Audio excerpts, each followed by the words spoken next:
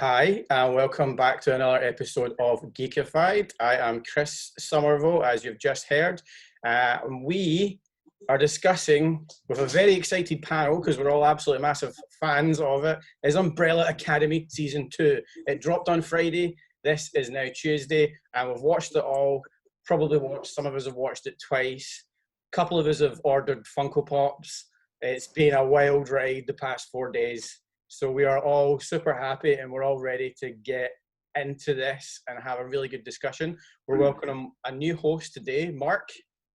Hello. We've already done a little bit of introduction with him. We're back with Nathan. Hello. And we are back with Tony. Hello. Oh, what an intro. Hi. I really feel like the odd one out now, guys, because you are basically getting my living room. The three of yous are looking absolutely banging with all your collection stuff. I'm getting a bit jealous. I was going to shoes up on the counter as well, but I couldn't figure out how to do it. I know. I'm actually jealous of that poster. It's cool, isn't it? It's so cool. Yeah, it is a very cool poster. So we've all watched it. We've got one host who wasn't quite ready. He was on episode 5, so basically he's not invited. Tough luck. Sorry, Sean. Next time. So we'll start off with we're going to go to the person first who bet us all for absolutely powering through it, and that's Mark. So Mark, go for it. Give us a brief summary of how you felt about season 2. Well, I mean, I'll sum it up by using a different franchise. Season 2 is the same as The Force Awakens is to A New Hope. It is more of the exact same, which is not always a bad thing, but it's not always a good thing. You know, even all the way down to, like, I think episode 5, they had another dance montage, and it's just kind of like, okay, that's pandering a wee bit too much to the fandom. Give us something new, which I think they teased more at the end of this season than they did through this whole season. Yeah, I agree with you that it did feel like a lot of the same. There was a lot of it. And it's not that I wasn't not happy with it. It did feel as if there was a lot of repetition in a lot of the stuff that happened. But for me, I think given how much I enjoyed the first season, I was quite happy with another season of the same for me. Yeah, I mean, I totally agree. I binged it. I watched it all in a 2-hour chunk and then another 8-hour chunk and I was done. Right. But I mean, it's all the way down to, like, you know, already spoilers. 5 is out to save the day once again. He's the only one that has seen the apocalypse coming. And it's just a wee bit too samey-same for my liking. Mm-hmm. But is that part of the point? You know, that no matter what they do, they're always going to bring this fate upon themselves. Who knows? You know, yeah. I'll have to see season 3 to find out if that's fact. So we're going over to Tony. Tony, what's your summary? How did you feel? I couldn't agree more. I was, like, being a fan, kind of some, like, I got through it. I enjoyed it. Again, I think it's down to the strength of the casting and the actual characters. But again, too samey same. It was as if they've just redone the same script again. All they're apart. Let's spend 5 episodes of them closely missing each other and coming together. And then we'll do the exact same thing again. Yeah. Which, again, I'm fine with. But what I'm starting to dread, and I hope not, second season is so important. They need to really, for it to keep continuing to grow as a success. Yeah. It has to be different. It has to be, something new, something fresh. But it was the exact same, like, blueprint scripts they were using. And I just hope, doing that didn't do too much damage to people who watch it. Yeah. Like, to me, the first 5 minutes, what happened, when you seen the future of the battle, and you see the potential, I was like, oh my God, this is amazing. Look at the potential of their powers that they haven't, realized yet. That's as good as it got for me until the end, of the big reveal. Yeah, I agree. The battle at the beginning of the series is actually more interesting than the battle of the barnyard at the end of the series, which is not a good way to balance a series. No. Yeah. Like I wanted to see that invasion. Yeah, you know? very much agree. Very good. Nathan, how did you feel? I agree with some of what they're saying.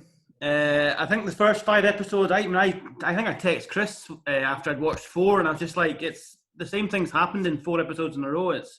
But then I did think episodes were fantastic, and so I left the series thinking, no, I've really, really enjoyed that. I don't think it was probably quite as good as the first season, but I still thought it was really good. I thought having Dad, Hargreaves in it more was really good as well. I like that. I really liked the handler. I think a fantastic character done by a fantastic actress. It'll be interesting to see whether they try and bring her back again, because obviously last time she got shot in the head and she managed to survive it. So whether she survives it this time, I always forget the name of the Lila. Lila. Yeah, I thought that was a fantastic character as well. Really well cast again. Yeah. But yeah, and it's just, I think the ending just throws up so many possibilities for the 3rd season. Yeah. So to the apocalypse now, so they've got a new adversary, as it were. Yeah. So before we go in and get a little bit more detail into what we all thought about the actual show, breaking it down a little bit more, give me your 3 scores that you think I'm going to reveal at the end for what it's sitting on. So I want an IMDb score, what you think that's sitting on just now, a Google score, and a Rotten Tomatoes score. So we're going to go reverse order what we just done, Nathan. So IMDb's out of 10, is that right? Yeah. I'd give it was points as well. I think I'm an 8.2. Okay. Rotten Tomatoes, 86. Okay. I've read a few reviews and they've all been quite positive. And I'd say Google's out of 10 as well, is it? Google's 10, yeah, and it goes to points as well. Google, 7.5. Okay. Tony? Yeah, with all these, I always underscore with these things, so I'm going to overscore. Or should I go what I personally think? Personally, just what you feel, how you feel that it's hit. Well, I think I would, on Internet Movie Database, I'll probably give it like a 7.3, but knowing them, the power of the fan base, it's probably over 8. Rotten Tomatoes, I think it should be getting about 87% or more. Again, strength of the fan base. Google, I think actually after this season, I think it's going to Google be higher. So I'm going for about 8.5. Cool, okay. Good. Mark, what are you feeling? I think this season was excellent, even if it was just more of the same. So I'm hoping Google's 8.5 and above. Rotten Tomato, I'm hoping, is 91. And then I cannot remember what the last one, IMDb, yeah. 8.2, because they're a bit more artsy-fartsy. Yeah. There's very different scores off of everybody, but I'm not going to reveal it yet. I'll reveal it at the end of the episode. So it's going to like set on fire, and then whoever gets the closest can get a prize. I haven't planned for a prize, but someone gets one. So there you go. All that excitement. Cool. So going to get a little bit more in deep about what we thought about all the episodes themselves. So first thing I want to talk about is, how do we feel about the character development that happened from the first season to the second season to what we think is going to happen in season 3? Because we've obviously seen quite a lot more. You had everyone was excited about certain characters, and from what I've spoke to from a couple of people out with the Geekified team, people have shifted to their favourite character as well. So given how it played out in season 2 and what they're expecting from season 3. So what you think about the character development, and then who your favourite character was in season 1 and if that's changed. So we'll go back in reverse order again. Mark. In season 1, he was a slow burn, but by the end of it, it's Klaus. Klaus was my favourite character in season 1. He develops the most, and not only does he develop the most, he is the most interesting to begin with in that season. And again, I think in season 2, Klaus rocks the boat for most of it. But then you've just got so many great moments with 5. and Diego. Like, Diego was a very underused character in one. He was kind of playing Batman, and this time around he is being called out for playing Batman Yeah, a right. lot, you Yeah. know, and because I mean, one of my favorite things is just how the whole show begins. Everyone comes out of that time vortex cloud and clatters in the ground, and Diego does the superhero landing, doesn't he? Yeah, I know, that was weird. I didn't know what I felt about that when that happened. I was kind of watching it, and he did it, and I went, "Why did he just become a superhero? Because that's not who he is." I felt that was felt it was overachieved at that point in I time. think it was who he was though in the first season, because he, like you said, he does that crime fighting stuff and tries to help the police out, but badly all the time. So I think it does fit quite well. Yeah, I do. I get where they come. I just again personally, I just felt it was a bit. You've not earned that yet, pal. But I think that was the whole point. I think it was more the breaking down of Diego rather than the building up of him. You know, the fact that he started as a superhero and by the end of it, he is just got a superhero complex instead. You know, it was never about the fact that he wasn't a hero and became one. It was actually that he was more of a hero and became less and less and less as he had to, you know, sit down with number 5 and realize that, look, you can't just say JFK. Just because you're out of time now doesn't mean you can just go messing up history. But as we all know, they did anyway because the sparrows. Because film and TV, that's how it works. Yeah. So, how do you feel? So, you still feel as if you've moved Klaus to 5, or you still feel 5 is your favorite character? To be honest, it's no one comes off as strong as Klaus did in the first season, but I feel best character development is Diego, and just best moments is number 5. You know, he's still just so cool. When he goes to the board meeting with the axe, it's just spectacular. What do you think about season 3? Who do you think is going to shine in season 3? What character? Well, I think we're going to finally get a lot more Ben, but obviously from a different perspective than we've ever had Ben from before. You know, it was a real shame that we had so little Ben in this season as his cool alter ego with his octopus chest and the Kraken coming out of him. So I'm looking forward to seeing that again in season 3. Yeah, 100%. Tony, how do you feel about that? Who was your original? Favorite? Like I really warmed to like Luther, but I'm always like that for anything like, you know, like the moral compass of the group and things like that. But I think the most interesting to watch, and I kind of sound like an echo in a cave right now, but is Robert Sheehan's Klaus. You know, as an actor, that's a fabulous role. You speak to the dead. You're either out of your face 1 minute or you're sober the next. It's just so much. So you never know what's going to happen with that character. You never know if he is going to do the right thing or the bad thing. So you never know with that character. With all the other characters, you know how they're going to act in the situation. Yeah. You never know with Klaus if he's going to be an absolutely numpty or a hero. So he's always interesting to watch as an actor and as a character. But I would probably. I still think Luther. I think there's still more to dig with him, and you know, I think that's again one of the frustrations again, because you've seen their potential. You can see how badass they can get now with the start of season 2. You just want to get there and show them what they're really like. Yeah. So what do you think about season 3? Who are you looking forward to, or who do you think is going to be the best development in season 3? Well, I think season 3 is going to be really hard because we know, I don't know if we want to mention it now, but the little spoiler at the end, you know, with we're going to have a whole load of more characters coming in from both sides. I don't know if anyone's read the 3rd volume of the comics, like Hotel Oblivion. Yeah. So not only we're going to have the Sparrow Academy, all those actors and characters going to get cast, but we also have supervillains as well, potentially, like around the world. So there's going to be a lot of new characters and actors. And then again, that's the worry. How do you fit all these new characters and actors with new arcs into You know, I hope don't do 10 episodes. Do 20. Oh, I'm going to say unpopular opinion with me on that one. Do more. No.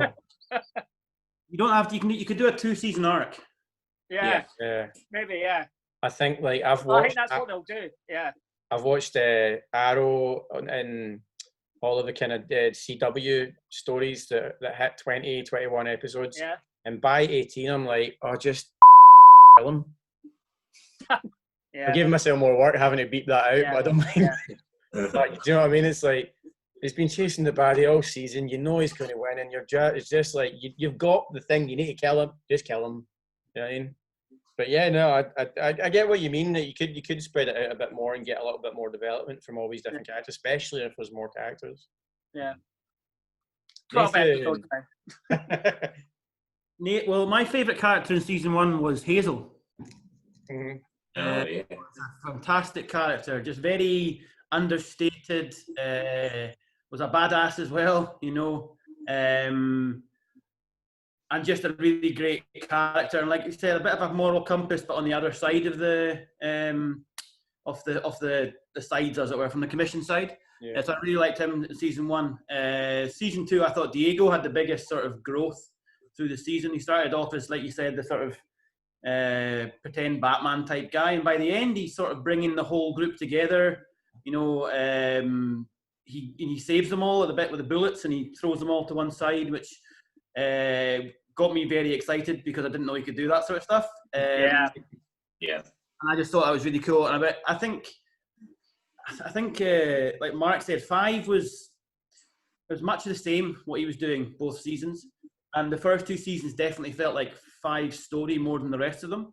Mm-hmm. I have read stuff today about possibilities of a Klaus spin-off, or possibly a Klaus and Ben spin-off and stuff like that as well, which would make sense because you think Klaus has got the most complexity in his character, because obviously he had that year in Vietnam as well, which sort of changed his outlook on everything. But for season 3, I think just Ben, for like the sort of darker Ben, I think we're going to see, and just having Hargreaves in it is going to be, because I think that he was such a sort of, in this season particularly, the bit when you see him and all those guys in the restaurant and he killed them, and you're just like, he's a badass as well. Yeah. And I think the space aspect's going to come in more about him being an alien, and you know what's actually on the moon, where obviously Luther's on the base in the start of the first season, and they talk about the dark side of the moon and his interest there in the second season. I can see that coming into a bit more as well. Yeah, I think there's been a lot of development of stuff that these shows, especially a show like this, don't put in things for no reason. Every single line, every single talk, when they mention something, that it's there for a reason. It's either planted for the future or it's something that's just going to come up. And there was quite a lot of things that were brought up like that, talking about the moon. The thing about the Luther thing on the moon in the first season, it reminded me a lot of the Jeremy Irons character in Watchmen. Yeah, aye. Stuck on a planet in a scenario waiting to come back. And it reminded me of that sort of dynamic. Obviously not as a clever guy or as maniacal a figure, but it reminded me of that quite a lot. Yeah, it does have a feel of that when he was stuck himself, but we didn't really talk about it too much. The only mention really was about Hargreaves' interest in the moon. That was the only thing that came up. But he's definitely got a very villainesque thing going on. I've got a theory on it. Go for it. You want to hear another Tony theory? Yeah, hit me with your Tony theories. Here we go. I think that's going to be the version of the Hotel Bolivian, and I think he's imprisoned the supervillains in there, and Luther didn't know, because Luther is a typical bouncer, so he would be the first one you want on guard. So I think he was there, but he didn't know he was sort of like first defense. So I think that's where the supervillains are. On the moon? Yeah, stuck in like frozen captivity or something. Yeah, interesting. Anyone else got any interesting theories about what they think? Because that genuinely was the next question, the theories in general. So Tony gave one, so we'll go back to Mark. No, to be honest, I read the first two comics when they came out. So what, 2008, 2009, Mm. and I could not have told you that Hargreaves was an alien. And I don't know if that's because that's in the third comic or if it's just been so long since I read them. 12 years since the first comic came out. We were all blown away when it was announced that this was going to become a show, because it was kind of like a dead comic franchise at that point. Mm. Gerard had yet to even announce Hotel Oblivion when the show was announced, and then it was kind of like all the steam came back, and it was full pelt ahead. And but no, I have zero theories at the moment. I just want to see basically the X-Men versus the X-Men in season 3. Yeah. I think that's going to happen 100%. I think the supervillains will slightly get mentioned, but the whole season 3 will be these two groups going head to head, and then at the end they'll become friends to fight the bigger thing, which is the dark side of the moon supervillains. I'm really interested to see what happens with the commission with Herb as well. I'm sorry, but I am absolutely, I think, in love with Kate Walsh. Jesus, man. She's just fit. She's an absolute MILF, man. Yeah. Every time she came on screen, I was just like...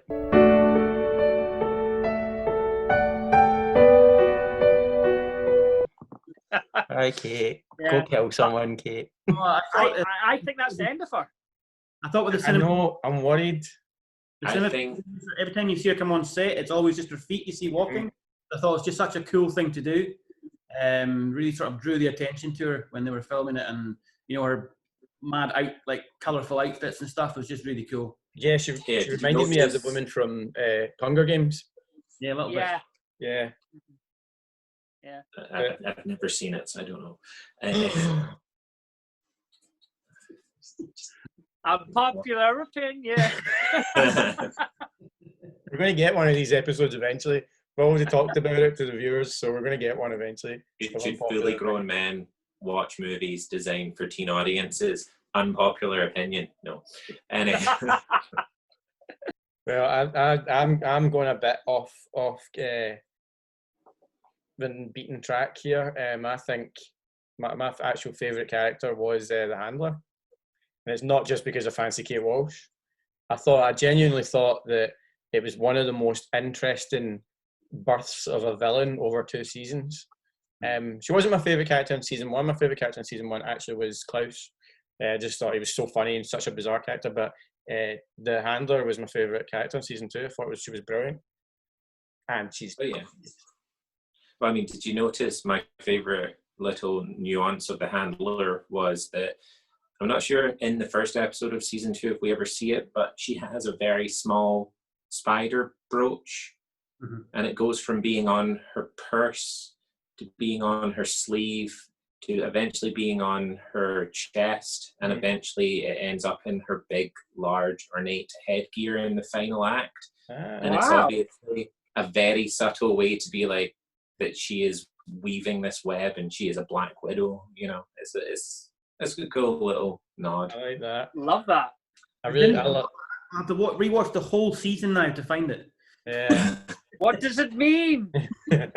Nothing. I really loved the fact that we had the Handler when she was in the pet shop tapping on the glass, explaining why you shouldn't do it. Yeah. Eventually, when she got AJ in the glass, and then just sits and taps the glass just to annoy him constantly, right before she swallows him, which was amusing. But I didn't expect that. Did anyone want more AJ just because of how freaking cool the CGI on AJ was? It was criminally underused. I get there's budgets and stuff, but that was one of the coolest characters I've seen for a long time. So different. I love the Swedes as well. I thought they were awesome. The way that they manage, the way that they die as well. The two of them that die is just really cool. Those scenes, or even the bit when they're just in the hotel room throwing knives at each other. I just thought it was really cool. Just for no, they don't explain why they're doing it. They just start doing it, and I just thought it was awesome. Yeah, I think there was a lot of very, very, very, very good scenes across it. my personal favourite absolutely had to be Backstreet's Back playing. Mm-hmm. That was the sweet fight with Alison and her husband. Yeah, Backstreet. Who puts Backstreet's Back over a fight scene in a bloody film like a TV show like that? Just doesn't fit. But it managed to work perfectly. I was giggling through the whole thing, just thinking that is genius. It's So good. Fight between the two fives, the old five and the young five. I can't remember what song it was now, but it was Dancing with Myself. Yes, just thought that was awesome as well. Really cool. Yeah, and go back on song choice. Like again, like another thing that I was okay with it with season 2, but I think there was one episode where it was like, this is the musical episode where we'll have so many songs, and it was like, oh, we can't really afford a certain female singer's song, so we'll do the Spanish version instead. You know, hello. You know, it was like, yeah. I kind of really like that. It was very. I feel it was very Wes Anderson. In The Life Aquatic, it's all the David Bowie covers, but in French. And I mean, it was also the weirder one for me was Billie Eilish, the cover of it during the fight scene with Five and Alea. How do you say her name? Layla, sorry. Five and Layla's fight scene. It's very weird because you're kind of like, you were sat there going, I know this song, and then it's a male voice that kicks in. You're just like, what? This isn't great. Yeah, it was quite good. The sweet one, I quite liked the Hello one. I thought it was quite good, given that it was supposed to be a sad song, and then it was obviously the Swedes, and then it turns out that's actually a Swedish band that cover that song. So I thought that I was like, I quite like that. It's all right. I'll let them away with that. But I think I said to you, Mark, when we were talking, there was one of the things I found really weird about the music was I felt that possibly they made a mistake by not having solely music from the 60s. Because you've got so much choice in the 60s. I thought the entire season of music was all going to be from the 1960s or previous. And that kind of threw it for me. Beatles song there. Does it not fit in that it's not because they're from 2019, so that they're sort of coming into it, so they're out of place, and so's the music. So that's the way I sort of viewed it. I quite liked it because it was a bit out of place. And you've got to remember that the Swedes are from the Commission, and the Commission exists outside of time. So again, it would make sense for not all the music to be the 60s. But I slightly agree with you. If you're really wanting to set the tone of this is a time period, just keep the music relevant to that time period. Yeah, for me, it was a shift. I was expecting just lots and lots of really big classics from the 60s. We did. I mean, they played, I think, a couple of belters from the first few episodes, but then they shifted. I mean, the actual dance, obviously you had the fantastic scene that's we copied in the Umbrella Academy Season 1 review, but it ended up being in the hairdressers. Cannot remember for the life of me. I don't think I wrote it down. The song when they're dancing in the hairdressers was kind of the equivalent of Tiffany, I Think We're Alone Now. Yeah. But it didn't work. That was one thing I really felt just didn't work. There's the three of them really forced. Yeah. I was waiting quite a long time for that to be the kickoff, because it was such a big thing about season 1, was just having one song that just became epic and such a funny but hilarious kind of thing that was about the Umbrella Academy, and then obviously waiting, and you only get 3 of the cast doing it. At least if they were going to do it, I felt they should have included all the other cast members maybe doing something somewhere else, and maybe just... Yeah, strangely, during that scene I said it would be really fun to have a contrast of those 3 being drunk and dancing and the other 3 being sober and fighting. I thought it would have been a really nice contrast to jump between that. And but it's a total missed opportunity, apart from Elaine Page's excellent dad dancing at the end when she just and it's like, that is exactly how Rod Stewart dances on stage these days. I thought one thing I did think they missed a trick with a little bit was through the first season I found Vanya quite interesting and her discovering her powers and stuff, and I think the second season, I don't know, I didn't really connect with her that much. Thought that she had these couple of really, the scene when she's obviously in the FBI and she get interrogated and Ben goes into her and talks is awesome. But apart from that, it was a bit wishy-washy for me. Yeah, it was almost like it is the Jean Grey problem that the X-Men always had, which is when you've got the most powerful character, what do you do with them? And it's you just make sure they don't know how to use all their powers most of the time, and making her the bomb in episode season 1, and then once again literally calling her the bomb in season 2 was just kind of like you have just Jean Grey this, and just don't let her know that she has these powers. Or yeah, it was. I do get where you're coming from on it. Like I really connected with her in the first season, but I think the majority of the first season was really about her development. So obviously, I felt that they gave her a reason to want to stay in the past, or a reason to make a mistake by falling in love with that woman and wanting to protect the boy. Harlan. Yeah. Harlan. Anyone got theories on Harlan and what he's going to play in the future? He is the supervillain in the next part. Yeah, I've got 100%. Not on the moon, Tony. He's just in the world and out large. Especially considering the whole season, his toy that he is always holding is a sparrow. Mm-hmm. Oh yeah, he sits and he floats it into the end, doesn't he? Yeah, he's going to grow up to be in the future and turn out to be. Oh, no, it doesn't work. Sorry, there's a lot of ticking there. So he's going to grow up and he's going to probably feel abandoned by Vanya.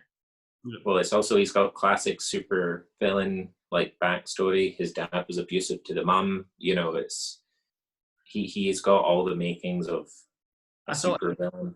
There's a touch of if you guys have seen Brightburn, the sort of anti-Superman film, there's a touch of that about it as well with him, his character. Yeah, I felt like when we were doing the stuff with him in the barn and obviously him in the car, it reminded me of Midnight. Oh God, what's it called? Oh my God, I can't remember. It's the thingy. God. Michael Shannon's in it. Midnight Special, no. Midnight Special. Anyone else? That sound right? It is Midnight. I think it is Midnight Special. I'm saying all this, but I'm actually going to put the cover right in the centre of this, so I know what it is, and I look like an idiot. He's giggling it anyway. I'm pretty certain it's Midnight Special, but the way that Harlan acted and the feel of it, and I really felt the had a shift in tone and colour any time that he was on screen. Everything went to kind of blues and kind of soft. Everything was very sharp. I felt they definitely were creating something, because you don't do that for certain characters unless they're going to be quite a big part of the story. And every time we've seen him, the colour kind of changed and the sharpness when he was in the barn and everything was going around him. At one point I thought they were going to do a bit of a sort of Hodor situation from Game of Thrones. When Vanya sort of possesses him when she's getting electrocuted. Yeah. Seeing her name, I thought that's how they're going to explain how he can't speak before that at one point, but then obviously they didn't do that. But it's good. I do. That's one thing I did like about it, is the fact they just left a little a wee story about him sitting in the background. Obviously that he's still got his powers or something there, and he's probably more than likely not going to be happy about being left. Yep. Well, you noticed the parallel with him once again was the first story we see him getting read was James and the Giant Peach, about a boy that goes on a magical adventure with his 7 pals. It was always clear that he was going to play a much bigger role in this. So I think he's going to play a huge role in the third one, because I don't think he's quite justified it yet with the magical blue swirly tornado at the end of the season. So that's your official superpower. What do you do? Magical blue swirly tornadoes. Yeah. All right. The end of any DC movie. I am that power beam. Yeah. That's me. Love it. Absolutely love it. His powers are going to be similar to Vanya's because she's given him the power. Yeah. So what is the theory on what the powers are? Does anyone have any idea? Because obviously going back to season 1 when we had the flashback of Hargreaves and he was in human form, obviously with the skin suit on. He was with a partner, and then he lets a jar of light out and they all fly away. Anyone any idea what all this is about? Well, it's whatever's on the dark side of the moon. It's to do with that. Tony. Not the supervillains. Something Yes. else. Yeah. Dark side, this is your department, Tony. Maybe they're stealing the Transformers, thing storyline. I was Dark going to side of the moon. There's a spark. It's the that gives All-Spark. power. Yeah. Yeah. No, I think it is Tony. They're going to take off his mask at the end, and it's Simon Pegg. Yeah. That'd be interesting. That would be bloody interesting if it was. Yeah. But yeah, so what do we feel about? But everyone who's been in Umbrella Academy, if you look at season 1, probably the main person that everyone knew at the time when it came out, and it was a little bit of a surprise that she ended up in it, is Ellen Page. She seemed to be a bit out of suiting for what she would normally do. We've not really had any breakout stars since season 1. What do we think after season 2 has happened? Do you think any of the cast are going to have a massive breakthrough moment, or anyone is going to develop further? I think you'll probably find multiple people will, because it's been huge this season. It's number 1 on Netflix, I think, in the UK and the US now. Mm. The critics' reviews that I've read, everyone's saying amazing things about it, and the acting. I think I always forget his name, the guy that plays Klaus. Robert Sheehan. Robert Sheehan. I think lots of people are talking about him, so I wouldn't be surprised if you see him a bit more in Hollywood, because he's not done a huge amount. He kind of did. He kind of went to Hollywood for a little bit, and then he had like a little spike, I saw him. He's that guy from Outcast, and I haven't seen him much since then. So I think he'll probably be the biggest breakout star, and he'll probably be similar sort of roles, slightly quirky, possibly cheesy comedy roles and stuff like that. I'm throwing my hat in the ring with this one, and I think, even if it doesn't happen, this is just what I think he should play, is the next Joker. Yeah. I think he would be fantastic at the Joker. Yeah. I think he's got a certain quality where he can play serious, he can play nice, he can play absolutely unhinged. I think he would give it a good turn. I would say the Riddler, maybe. Yeah, no, I get it. I'd be more interested to see the Riddler. We've had so many Jokers. Let's give some of the other iconic villains a chance. No, I want more Joker. Why? We've got so many. Like, just go watch the full movie called The Joker. Heath Ledger's the only one that's really encapsulated him perfectly, and we still haven't seen enough Leto to judge. Jack Nicholson. We won't ever see any more Dad. Leto. Like, do we think we're ever going to see Leto again as the Joker? I hope so. This is my unpopular opinion, which we've had arguments with Sean about, which hopefully we're going to get an episode. Sean, you watch this. We're going to be here and we're going to debate this. Jared Leto's performance is supposed to be absolutely fantastic for what he did, but he got 6 minutes of screen time, and in those 6 minutes he spoke 3 or 4 times. Like, that's it. So I don't think anybody can. I can't judge somebody in 6 minutes worth of screen time. I don't think. Leto's never called in any part. Like, he's excellent in everything. He's kind of a Leonardo DiCaprio type, and even if it's okay, it's still above the average bar of okay. Yeah. So I actually think Leto as the Joker was a great call. But he was sold so unfairly, and then. Yeah. David Ayer. Is it David Ayer that did Suicide Squad? Yeah, like, he should have just put his foot down with Warner Brothers and being like, no, you can't sell a movie off the back of the Joker and then not have the Joker in it. Yeah. Because that was the reason that whole movie flopped, was we all went to see the Joker and then we kind of got nothing. Yeah. We got that cool bit when the guy's neck blows up at the beginning, and then it was all downhill from there. Yeah. I think given you can see how much has changed, David Ayer really. We're changing the whole topic now. I know. I know. We'll talk about that. I'll quickly just mention one thing. Like, the David Ayer released pictures that the Joker was the main villain in the Suicide Squad. Yeah. So that he was actually the main villain. There was scenes that he released of Enchantress and him, and he was behind Enchantress. He was the one that was controlling it all. Anyway, totally done another episode there, ready. A slight little comment to make on that as well, because all these cuts that are coming out now. If anyone follows Ryan Reynolds on Twitter, today he released a 27-second clip, which is the Ryan Reynolds cut of Green Lantern. Well, it's brilliant. It's brilliant. I've never laughed so hard in my life. 27 seconds. Absolutely going to watch that as soon as we're done. Absolutely going to watch that. Ryan Reynolds is just the best. The absolute best. Love him. Absolutely love him. So anyone wants to, just before we finish, we're kind of getting up on our time. What was your favourite moment from season 2? Anyone? The start battle. Yeah, the Russian invasion was just excellent. Seeing Klaus literally conjure an army of the dead was incredible. Mm-hmm. Loved it. You know. How about you? Yes, you too. What, Nathan? I think I really liked the battle at the barn at the end. I thought it was really cool. I thought I really liked the fact that sort of Luther, had his sort of epiphany in the first season when he realised his father didn't care about him that much, and then you know what, I'm just going to do what I like. And I really like the fact that he became a bit more comical towards the end. But my favourite bit, I don't know, they're all really good, aren't they? I think the bit we talked about earlier with Five killing the Commission, I think that's probably the best bit. Mine's is actually goes back to 5. Mine's is when he's fighting himself and the Dancing with Myself came on. I laughed through that whole fight scene. And it was so well shot as well. It was so just incredibly well put together that I was like, that's absolutely loved that.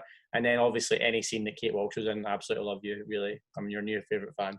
The thing about the 2-5 scenes when they're talking about, was it the paradoxical sickness, whatever it is? Yeah. And you can see them both getting the symptoms and Luther can't figure out if they've got them. That was just an amazing bit of the way they wrote that. I thought was amazing as well. Yeah, oh no, I loved that. It was quite funny because Luther was Luther's the dumb one. Let's be honest. Luther's just the brawn, and he just couldn't work it out. You can see his wee eyes kind of going. Oh. That leaves us to give you the actual scores. So, I'll put it back up on the screen for what each of you said and see how close we all actually were. I obviously seen them, so I'm not part of this, but I was wrong. I definitely I upplayed it a bit. So on IMDb. What they got on IMDb is currently sitting 8 out of 10. On Google, now this is, I'm quite surprised at this one. Google is currently sitting at 4.7. I know. What? Yes, that's weird. I thought that would have been really high. Sorry, Chris, what did Cursed get in Google? Because if they got more than that, I'm never trusting Google again. Sorry, Nathan. What did Cursed get? But what's cursed? Yeah. Forgotten about it. I've shaken it out of my head. Let's never ever talk about this again, Nathan. I'm not having this. Won't bring us down to that level ever again. So Google 4.7, and then Rotten Tomatoes, the tomatometer score is 82, but the audience score 88. So really, out of everything, Google was a bit messed up. I don't think that's correct, given everything. But 88% is your audience score on Rotten Tomatoes, which I think is pretty good. Considering it's superhero stuff, and not a lot of people take to superhero in general public, you usually get, even some of the Marvel films score quite low on those, but 88% is super high, so I'm well impressed with that. Mm-hmm. And that's us. That's it. Thank you very much for everybody joining us. If anybody wants to do another episode up soon, just give me a shout. We're always coming up with anything. If you've got any ideas for what you want to see any of our hosts discuss or talk about, put it in the comments, let us know, and we'll all shout. We'll all have a nice debate about it. If anyone wants to see me and Sean have our debate, which we've been discussing for 3-4 episodes now. We're on episode 8 just now. I want to do it. Sean just can't handle the truth. That's his problem. Case closed, Sean. Bring it. Such a big man behind your keyboard just now. I know. Yeah, I would never say it to his face. He's like 4 times the size of me in height. But yeah, thank you very much for joining us, guys. Please remember we've got a couple of prizes that we're going to be running. We've still got the Funko Pop up for grabs. Hit like, subscribe, and leave a comment so I know who you are, and we'll be giving that away very, very shortly in the next couple of episodes. But thank you very much from Nathan. Cheers, guys. Thank you. Thank you very much, and congratulations on your first episode, Mark. Thank you for having me. Woo! And thank you for joining us again, Tony. We can do this all day.